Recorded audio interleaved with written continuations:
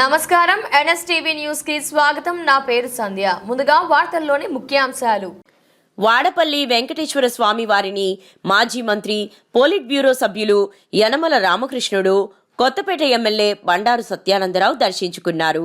ఈ కార్యక్రమంలో ఆకుల రామకృష్ణ, కెవి సత్యనారాయణ రెడ్డి, ముదునూరి వెంకటరాజు, కరుటూరి నరసింహారావు, కాయల జగన్నాథం, కంఠంశెట్టి శ్రీనివాస్, రెడ్డి రామకృష్ణ, ఏపుగంటి వెంకటేశ్వరరావు మరియు కూటమి నాయకులు, కార్యకర్తలు పాల్గొన్నారు.